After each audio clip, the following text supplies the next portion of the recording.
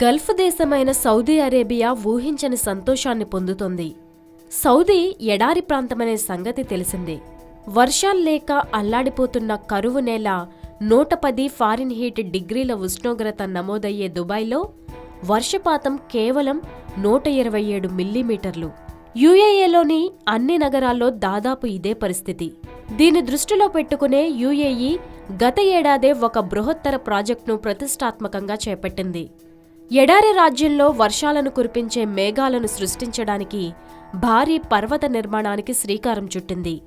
ఈ ప్రాజెక్టు మీద $4 లక్షల ఖర్చు పెడుతోంది. ఇప్పటికే క్లౌడ్ సీడింగ్ పద్ధతి ద్వారా యుఏఈలో కృత్రిమ వర్షాలను సృష్టిస్తున్నారు. అటు ఆర్కిటిక్ నుంచి మంచుకొండలు కరిగి ప్రవహించేలా చర్యలు తీసుకుంటున్నారు. ఈ ప్రయత్నాల ఫలితంగా సౌదీలో గత కొద్ది రోజులుగా మంచి వర్షాలు పడుతున్నాయి. కొన్ని చోట్ల వరదలు ముంచెత్తుతున్నాయి. దీంతో సౌదీ అరేబియా వాసుల్లో పట్టరాని ఆనందం నెలకొంది. అంతేకాదు, ప్రయోగాన్ని మిగతా గల్ఫ్ దేశాలు కూడా అధ్యయనం చేస్తున్నాయట.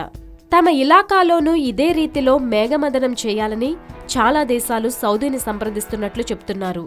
మరోవైపు అమెరికాలోని కాలిఫోర్నియా సైతం ఈ తరహా వార్తలతో తెరమీదకు వచ్చింది. కాలిఫోర్నియాలో ఎడారులు బండరాళ్లు ఎత్తైన పర్వత శ్రేణులతో నిండి ఉంటాయి. ఇక్కడ ఒకంత భిన్నమైన వాతావరణం ఉంటుంది. మిగతా ఎడారి ప్రాంతాలతో పోలిస్తే కాలిఫోర్నియాలో వర్షపాతం చాలా తక్కువ. వర్షాలు కురిపించే మేఘాలను ఎత్తైన పర్వతాలు అడ్డుకోవడం వల్ల ఈ ప్రాంతం డ్రై ఏరియాగా మారింది. మొజావే ఎడారిలో ఏటా 76 నుంచి 254 మిల్లీమీటర్లు, కొలరాడో ఎడారిలో 51 నుంచి 152 మిల్లీమీటర్ల వర్షం మాత్రమే పడుతుంది. అలాంటిదిప్పుడు కాలిఫోర్నియాలో భారీ వర్షాలు కురుస్తున్నాయి. ఏళ్ల తరబడి కరువుతో అల్లాడిన కాలిఫోర్నియా ఎడారులు జలకళను సంతరించుకుంటున్నాయి.